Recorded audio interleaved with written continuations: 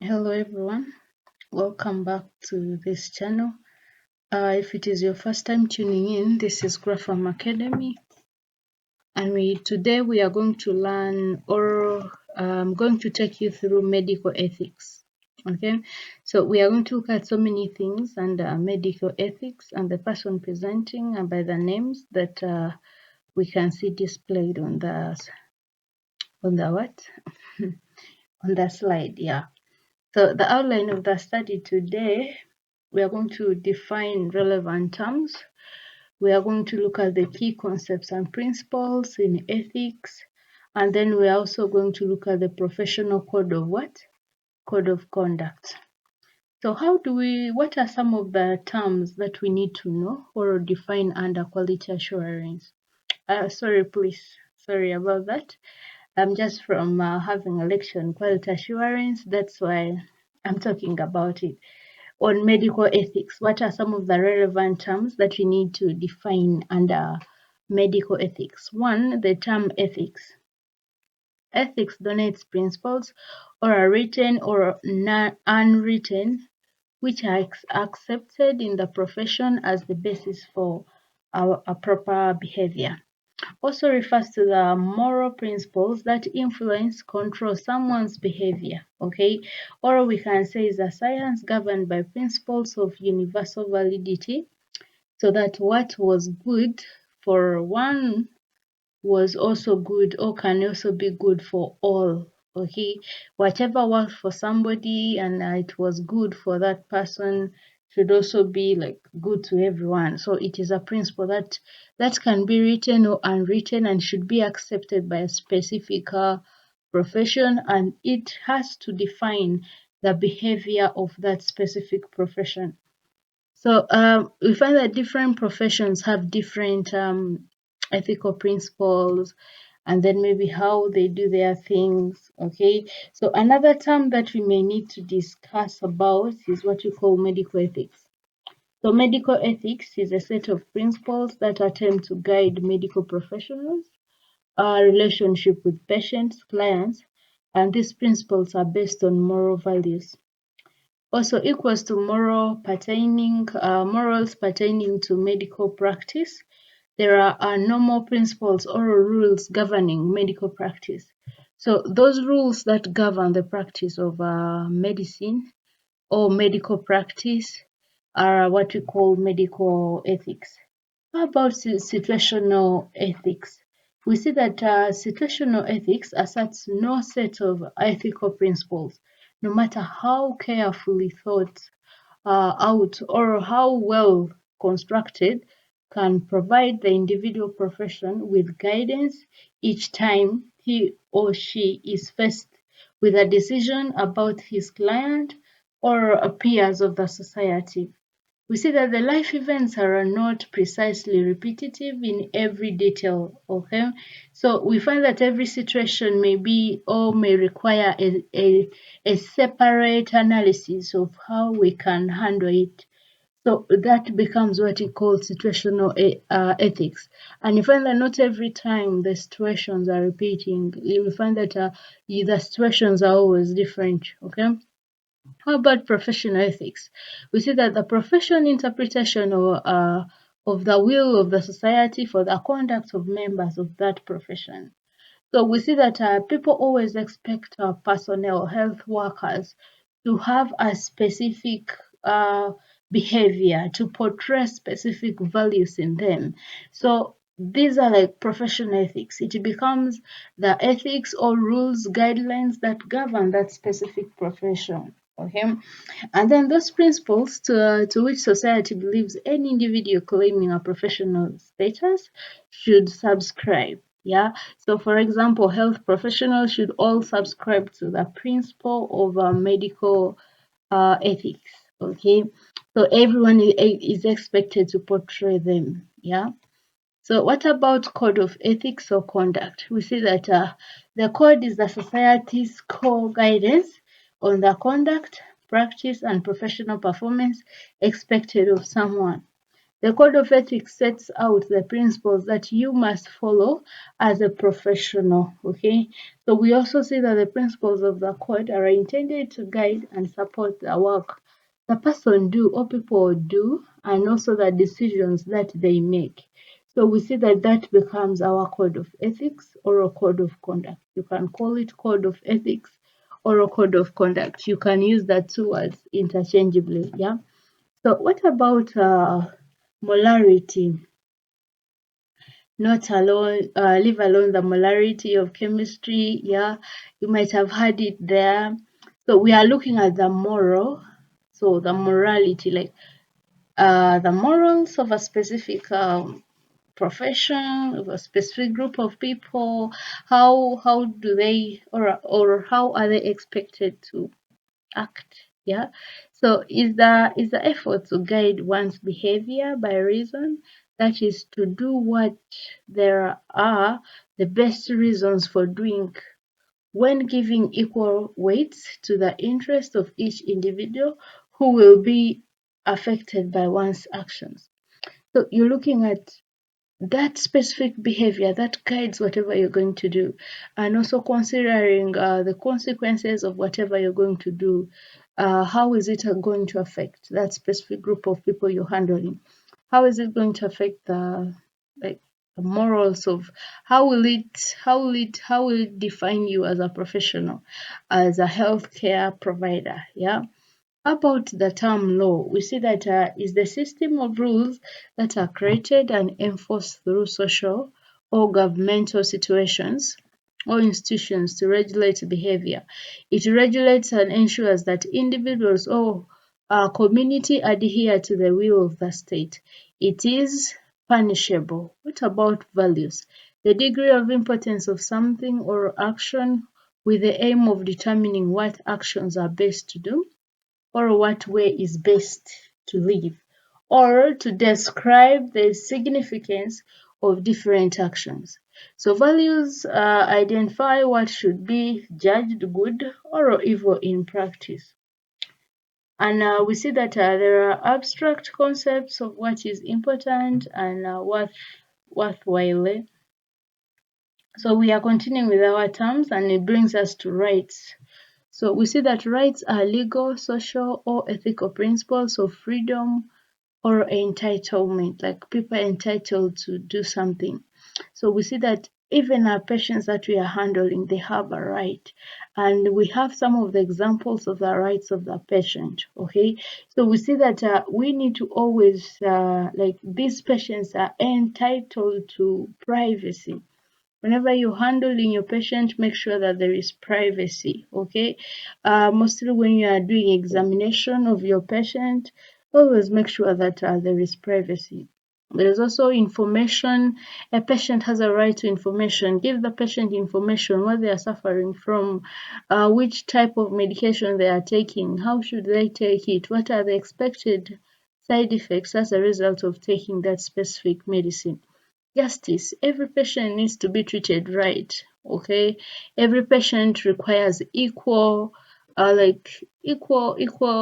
can say, maybe equal obligations, equal entitlement. Like, treat all your patients the same, irrespective of their color, irrespective of their race, irrespective of the language or the tribe where they're coming from. So, like, justice has to be portrayed, and patients have a right to it. Consent. Your patient has a right to consent. Like, before you carry out any procedure, before you do anything on your patient, get permission from them to let you do whatever you want to do, okay? So a patient has a right to either accept that procedure to be done on them, or like decline or refuse. Yeah. Confidentiality, we look at confidentiality. We have care and concern, and then we have trust and honesty. We have fidelity. We shall also consult his colleagues when necessary. Like, you need to consult when you are lost. Like, okay, not really lost, but like maybe you need some guidance on specific decision making. based on the treatment maybe of choice that you're trying to give your client. So you need to always consult and then work in the interest of the patient to avoid weakening the patient. Okay, so it's good to work in the interest of your what? Of your patient. So other relevant terms that we have the term custom, also called a tradition, is a law or right or a usual way, which is not written and is in practice since a long time. Like customs, different cultures have their customs, and those things are not written, but it is passed on from one generation to another, and it is passed on maybe by the elderly, mostly of that society. So they pass that information to a younger generation, and you find that everybody grows up knowing it without like it being documented down. So it even in the field of medicine, there are things that are not written down, but there are things that they are passed on. Maybe in your study school, in a medical school, they pass it on to you, and it remains in you, and you know that I am entitled to do this. I should always do this, and you may not find it written anywhere. Okay, yeah.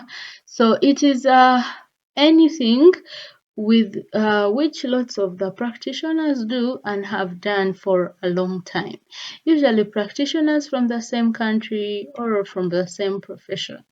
Okay, so what about the word obligation? It is an act or a course of action to which a practitioner is morally or legally bound, a duty or a commitment. Okay, how about the word ethical dilemmas? So we see that also known as the moral dilemmas. These are situations in which there is a choice to be made between two options, neither of which resolves the situation in an ethically acceptable manner. Okay, so what are the examples of ethical dilemmas? We see that ethical dilemmas explore ethics and standards to conduct for pharmacy technician. Okay, so we see that ethical dilemmas can include so many things where you have to choose one out of the other. Okay, like in another term, we can say maybe those are conflicting loyalties that you need to do one and let out with one. However, you find that all of them are necessary in any situation that maybe you are faced with, or some situations that you are likely to face with. Okay. So when we look at social networking, explores how using Facebook, WhatsApp could have implications when exercising professional behavior. So by using social media, how is it helping in maybe exercising the professional behavior that you as a health professional should have. So here we are having example. You are friends with a few of your workplace colleagues on Facebook or WhatsApp. Then after a difficult day at work, a recently qualified pharmacy technician has posted a comment about one of your patients that you also are aware of. Although no names were mentioned, it is obvious to you and your colleagues to whom he or she was what? Addressing. So in such a situation, they are not keeping patient information confidential. How are you going to address such a matter? How about using professional judgment?